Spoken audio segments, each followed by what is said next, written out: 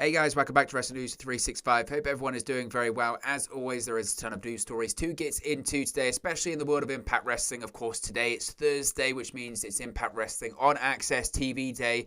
And we have some interesting stories pertaining to the world of Impact Wrestling, their working relationship with AEW, and certainly Tony Khan talking about maybe a bit of a lack of a crossover in recent weeks and months when it comes to Impact and AEW, which to me seems a bit odd considering an AEW wrestler is still the Impact World Champion, and Kenny Omega does appear on every single episode of Impact Wrestling, and the Good Brothers, the Impact Tag Team Champions, they appear on every single episode of AEW Dynamite. Nevertheless, Tony Khan has been asked about the Impact and AEW crossover, and he's made some interesting comments about it and why we haven't seen more wrestlers going back and forth in the recent past, and if it's going to happen again in the future. Now, since forming a working relationship in December of 2020, AEW and Impact Wrestling have worked together on a limited basis. Now, Matt Hardy, Private Party, and Tony Khan, along with Tony Schiavone, even Jerry Lynn, has shown up. They've made appearances inside the Impact Zone in 2021, while the Good Brothers, of course, they're the Impact Tag Team Champions. They've made regular appearances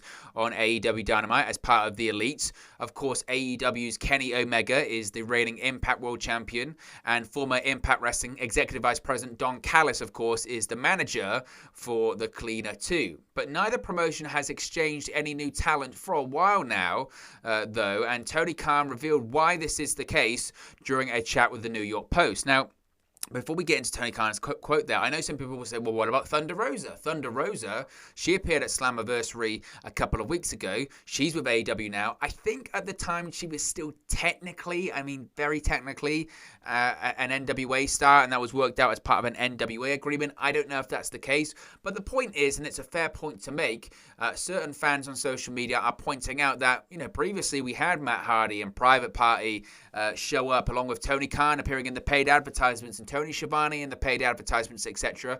We haven't seen that for a long time. So Tony Khan, in a recent interview with the New York Post, was asked why. Why haven't we seen more of this? And he had some interesting comments to make about it. Khan's comments were certainly interesting. He said, quote, there are legitimately a few reasons for that. They're telling different stories with different wrestlers. They have a different crew. And they also tape a lot of their TV a month at a time. A lot of stuff is already set there. And we're live every week. So our stuff is moving every week. So they move at different pace sometimes, the stories. And that's a big reason why. He then added, they're focusing on different programs. We each have different contenders. I do think there's going to be some more interesting collaborations with them. I've enjoyed working with them. Sometimes the TV taping cycles present challenges in booking stuff. So that's basically the situation. So if you're wondering, why haven't we seen more of Tony Khan and Tony Schiavone doing the paid advertisements? Why haven't we seen more of Matt Hardy and Private Party or other tag teams or other wrestlers going to Impact Wrestling? Why haven't we seen that? It's kind of what you would expect, I would suppose, in that just the way that Impact Wrestling does television and the way that AEW does television makes it tough. That's the issue. Impact Wrestling know what they're going to do for their creative, for their television, a month at a time. They know when they tape an episode that's going to air the following week. They know also what's going to happen in an episode in 3 or 4 weeks' time, because that's how they have to plan out their creative. Now, I'm not saying that AEW goes week to week to week with their booking, because they don't, but I don't think it's fair to say when it comes to AEW, they know exactly what they're going to be doing in 4 weeks' time. They don't want to send a talent over to Impact Wrestling that in 4 weeks' time might be doing something completely different on AEW television. That hurts them. So they have to kind of figure out in a different way, and I suppose logistically it's difficult, and just realistically there's been a lot going on for both companies at the moment. Whether it's Impact Wrestling, of course, they've got Slammiversary in the can. They were building to that. They were bringing in a lot of ex-WWE talent, new talent, returning faces, new faces, etc. Again, they were working on getting live crowds back to Impact Wrestling television. On the flip side of things, AEW, they're figuring out how to get back on the road full time. They're selling out arenas, they're booking venues, they're selling tickets, they're bringing in other talents of their own, whether it's Malachi Black, whether it's CM Punk, whether it's Daniel Bryan. They've got the United Center show. They're launching a new Friday show in Rampage. They got All Out in September. They've got a lot going on right now, and without wanting to disrespect Impact Wrestling or Impact Wrestling fans, I suppose it's just not a priority for them right now. And again, with the logistics that are involved, it's difficult. It's difficult to do. I think the positive that Tony Khan has mentioned in that interview there is that he says, look, we are going to have more collaborations in the future. As I spoke about previously here on the channel, there has been not some concern, but there has been some debate as to what happens when Kenny Omega does lose the Impact World Championship. What happens to Impact Wrestling and AEW's working relationship then? Does it go? Does it disappear? Of course, there are going to be some more collaborations in the future. I'm not going to spoil one, but at the last set of Impact Wrestling tapings, there was a collaboration with an AEW talent, a former Impact Wrestling talent. So I think going forward, we're going to see more of that. We're going to see more of that in the sense that talent that maybe isn't being totally featured in right now. I think in the post-Kenny Omega world of Impact Wrestling, I would probably see the working relationship with AEW and Impact more being like a feeder kind of system, whereby it's a case of some talent on the AEW roster, whoever it may be, Sean Spears or whatever, and I know that might not really excite Impact Wrestling fans, but someone like Sean Spears, they'll look at it and go, they're not really doing that much at the moment, send him to Impact, because then he's going to be on Impact Wrestling television for the next 4, 5, 6 weeks. Or maybe it's a case of they look at some of their female talent, they go, tell you what, Thunder Rosa, she's under talent with us contract right now, but why not send her to an Impact TV tapings? I think that's what we're going to see going forward. It's just a case of figuring out, like Tony Khan's kind of saying there, are they heavily featured in a program? Do we have to be careful as to what they do in Impact Wrestling? Is that going to affect what we're doing on AEW television, all that kind of stuff? I think there's room for improvement in terms of collaboration. I also would like to see more of an Impact presence on Dynamite. The issue is with that is that AEW's roster is so big and so bloated anyway that it would be really, really tough. If a Josh Alexander, as part of a talent exchange, goes to do some spots on Dynamite, you don't want him to get lost in the shuffle. You still want him to be presented as a big deal, because in Impact Wrestling, he is a big deal. Stuff like that's where they have to be careful, and they have to be a bit proactive in protecting their own talents and their own roster. So it's a difficult kind of situation, but I don't think anyone should be concerned of, well, we haven't seen Tony Schiavone and we haven't seen Tony Khan and Matt Hardy and Private Party didn't come back, all that kind of stuff. Look, Impact Wrestling will want people like that to come back, because when Matt Hardy and Private Party appeared on Impact Wrestling earlier this year, they did very good numbers. Again, this past week, what did they do? Like 109,000, 104,000? When Hardy and Private Party were on there, they were like 190, 194. They were way, way higher. So, of course, Impact Wrestling will want that. I guess it's just a case of logistics being figured out. But we're going to see some more crossover in the next couple of weeks anyway. So I wouldn't be too concerned about worrying if there is going to be more in the future, because there certainly is. Now, this is an interesting story, and that is that Laredo Kid is expected to return to Impact Wrestling in the near future, because a major Mexican wrestling star looks to be on his way back to Impact Wrestling. According to Dave Meltzer of the Wrestling Observer newsletter, Laredo Kid is expected to return to Impact soon. The 34-year-old will also be on the receiving end of a push when he does indeed arrive back inside the Impact Zone. Now, Laredo Kid does have history with Impact Wrestling. He first appeared in Impact back in May of 2017, where he teamed with Garza Jr. against Hakeem Zayn and Idris Abraham. The Luchador would continue to team with Garza Jr., of course, now Angel Garza in WWE, over the next few months, and they would unsuccessfully challenge for the GFW and Impact World Tag Team Championships at Slammiversary that year. Now, the AAA star would briefly return to Impact in September of 2018 before another short run in 2019. His last match in the company was on July 5th, 2019, when he was defeated by Rohit Raju. Now, when exactly Laredo Kid is going to be returning to Impact Wrestling remains to be seen. He wasn't present at the latest set of Impact Wrestling tapings held last week, but Impact will return to Nashville for more television tapings on August 15th to August 17th. According to Meltzer, it's likely he will appear there. So I think it's a good signing. I think it's a good signing for Impact. I think it's an interesting name to go into the X Division. Obviously, I'm interested in seeing Laredo Kid versus someone like a Josh Alexander. I think the clash of styles there is very interesting. And it goes to show this AAA influence, isn't it? The AAA influence that we know that AAA are going to be present at Bound for Glory. It would make sense that, you know, Laredo Kid comes in for a couple of months as we go into Bound for Glory as well. So I'm excited about that. And if you do have tickets to the August tapings, it looks like you are going to see Laredo Kid as well, which is very exciting. Now, we spoke about Eric Young previously here on the channel. Of course, Eric Young's currently out with an ACL injury. Now, he's recently himself revealed a timeline for his possible in-ring return to Impact Wrestling. Now, the former two-time Impact World Champion is currently recovering from a torn ACL that he's been out of action from since April. Now, the former Impact champion suffered the injury during a match against James Storm. However, he was unaware of his torn ACL and he continued to wrestle for 2 more television tapings. His last match came against Eddie Edwards, which aired on April 22nd on an episode of Impact Wrestling. Since then, he's remained on television and stayed away from physicality, but as I mentioned, he does make on-screen television appearances every week with the Violent by Design faction. Eric Young has also been running his stable, Violent by Design, featuring Rhino, Dina, and Joe Doring. The group even became the Impact Tag Team Champions for a few minutes, it felt like, before they lost them to the Good Brothers at Slammiversary earlier this month. Now, the loss may have halted their momentum, but it looks like Eric Young is set to pick all things back up. He appeared at a virtual signing session with High Spots Wrestling Network, and he revealed that this is the longest time he's been away from in-ring competition since 1997, but he believes he will be cleared for in-ring action around the time of Bound for Glory in October. He said, quote, "It's bittersweet that I don't get to compete. These 3 months actually are the longest I've gone without wrestling since 1997. So the longest was my 90-day non-compete clause. So now this is definitely officially the longest I've gone, and I've got 3 months to go. So I will be cleared, I believe, for October, which is Bound for Glory. So we'll see what happens." So he's basically saying what Joe Doring said.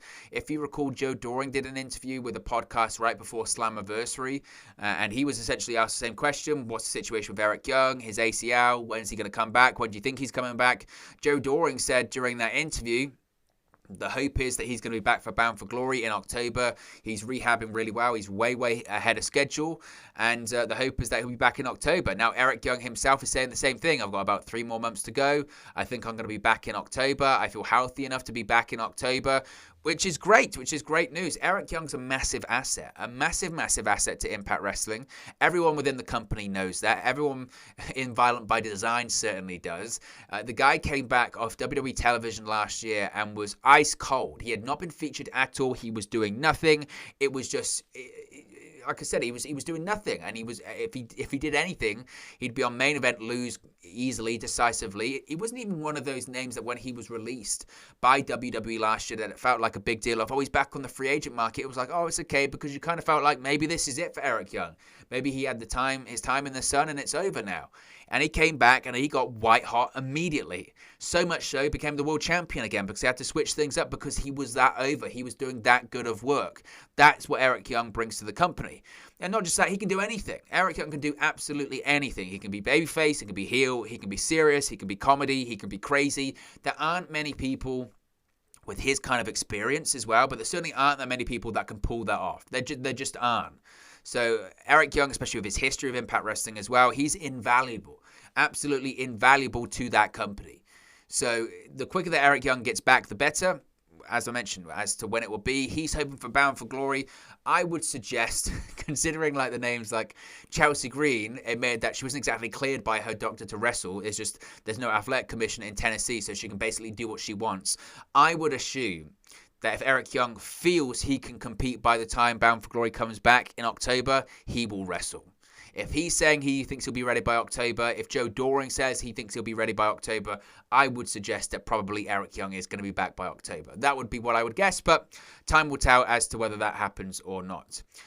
We have some interesting news about the American Wolves. We spoke about this a couple of times when David Richards is done with MLW, but Eddie Edwards is in Impact Wrestling. There was some discussion. We're going to see an American Wolves reunion, and I said, well, I don't think I don't know. I didn't think it would happen on MLW or Impact Wrestling television. If it was going to happen, it would happen on Impact TV, but it's not happening in either. It's happening on the independent scene because one of the more legendary tag teams in recent history, Eddie Edwards and David Richards, the former tag team formerly known as the American Wolves, are officially back together. The duo will perform at Impact Wrestling star Sami Callihan's promotion, The Wrestling Revolver, on October 30th in Iowa. Now, no opponents have been announced for the Wolves' return match, and the fans are overwhelmed with the prospect of seeing one of the most beloved tag teams of the last decade reunite. Eddie Edwards and David Richards last teamed up in 2017, where they defeated Santana and Ortiz at a Beyond Wrestling show. Now, soon after, Richards Richards announced his hiatus from wrestling to recover from a knee injury. A year later, he further extended his break to concentrate on his studies. Davey Richards eventually returned to wrestling earlier this year, raising hopes of a long-awaited reunion of the American Wolves. Now, of course, Davey Richards is signed with MLW. Eddie Edwards is currently signed with Impact Wrestling. Whether or not a reunion will happen in either promotion, time will tell. Look, Impact Wrestling's very open. They've been very open about a desire to work with other companies, whether it is MLW, whether it's Ring of Honor, whether it's whoever. So I wouldn't rule out it happening. I wouldn't rule it out happening now in either Impact or MLW. Maybe this is the beginning of opening that forbidden door that everyone likes to talk about, opening that forbidden door of having MLW and Impact Wrestling work together again. Maybe that's the crossover. Maybe that's the point that gets Impact and MLW to work together once again, is having Eddie Edwards and Davey Richards reunite as the American Wolves. Maybe that's the situation that they're going to go in. So that's certainly interesting, and I think it opens the door for a lot of possibilities for the American Wolves in the future, certainly. This is an interesting story. Everyone knew it anyway, but certainly we've got some confirmation on it. Now, No Way Jose, former WWE superstar, was a surprise name that showed up at Slammiversary. He teamed with Fallah Bahh at Slammiversary in that tag team match. Now, it was an impactful entrance with his big conga line that he had in WWE, but reportedly, Impact Wrestling were not supposed to say his entire name. Fallah Bahh still said No Way Jose just before he came out, and that sparked a bit of a bigger issue. Now, No Way Jose's new name in Impact Wrestling going forward is just No Way. But they accidentally said No Way Jose during the event, but that was a mistake. It's doubtful, of course, that WWE are going to try and sue Impact Wrestling over trademark of No Way Jose's because it was just a mistake. But Impact Wrestling certainly isn't going to be promoting No Way as No Way Jose going forward. During a recent episode of the Wrestling Observer radio show, it was noted they accidentally called No Way Jose a couple of times. That's not his name in Impact Wrestling because WWE owns that trademark. He's simply No Way in Impact Wrestling. But of course, it's still the same gimmick. It's exactly the same. Fans in the Impact Zone chanted No Way Jose just like they did in WWE. The music was a bit different, but it was pretty much the same. You had the conga line and all that kind of stuff. It was still the same gimmick with over-the-top costumes, etc. Obviously, the name issue is something that will need to be addressed, but to be honest with you, I highly doubt WWE will go after Impact Wrestling for No Way Jose, their gimmick, because not being harsh, but I'm not sure it drew them a ton of money anyway. I mean, if they want to get petty, they could say it's an infringement, but I don't think they will. I think WWE got far bigger things to worry about right now, whether it's about No Way Jose's trademark. Finally, of course, tonight is Impact Wrestling on Access TV. We do have some things announced for tonight's show. Of course, tonight's episode is the go-home show for Impact Homecoming, which is Saturday night on Impact Plus. We are going to be doing an Impact Homecoming watch-along and post-show reaction stream on the channel on Saturday, so be sure to subscribe. Bottom right-hand corner, click the notification bell. You'll be notified when we go live for both the watch-along and the post-show reaction stream too. So tonight's the Homecoming go-home show. We've got a Slammiversary rematch, which is going to be the main event of the show. It's going to be Moose vs. Chris Sabin. Of course, Chris Sabin bizarrely defeated Moose at Slammiversary, a booking decision which I still don't understand now. You've also got Jay White teaming up with Chris Bay. Of course, Chris Bay joining the Bullet Club to face off against the Impact Tag Team Champions, the Good Brothers. This, of course, is Jay White's in-ring Impact Wrestling debut, which I'm very excited to see. You've got Violent by Design, which is going to be Dina and Rhino facing Rich Swann and Willie Mack. You've got an 8-man tag team match, which is Finn Juice, which, of course, Juice Robinson and David Finlay, Fallah Bahh, and that aforementioned No Way facing Ace Austin, Madman Fulton, Rohit Raju, and Shira. You've got Caleb with a K facing off against Taylor Wilde in an intergender match. And you've got a really exciting match on Before the Impact this week, which is Trey Miguel versus Steve Macklin. So pretty loaded show tonight. Of course, the spoilers are out there. So if you want to check that out, you can. But it's going to be an interesting show. It's going to be fascinating to see the ratings. We spoke about the ratings yesterday. Are spoilers going to affect that once again? And it goes the same, I guess, for Homecoming on Saturday. But look, guys, as always, this is just one man's opinion. What are your thoughts on all of these Impact Wrestling news stories we've spoken about today? Let me know your thoughts in the comment section below. I'll do my best to respond and reply to all of your comments. Really enjoy interacting with you guys, talking about Impact Wrestling, AEW, WWE, New Japan Pro Wrestling, all things pro wrestling here on the channel. So be sure to get involved with the community, drop a comment below. All opinions are welcome. If you have enjoyed this video, please do smash a like on the like button too. It really does help us out here on YouTube. Go up the rankings and get into people's recommendation feeds if they haven't seen our videos previously. But most importantly, if you haven't already, please do subscribe to Wrestle News 365. You can do that by clicking the bottom right hand right-hand corner of the screen right now. Or if you wait a few seconds, there'll be a subscribe button at the end of this video, along with another video for you to watch. Thank you very much for watching, listening, streaming, or having come across this video today, and I'll speak to you again very, very soon. Hey guys, thank you for watching, listening, streaming, or however you come across this video today. Be sure to click on the video on the right there to watch our next video, or click the bottom there to subscribe, or the bottom right hand corner. Thank you very much, and I'll speak to you again very soon.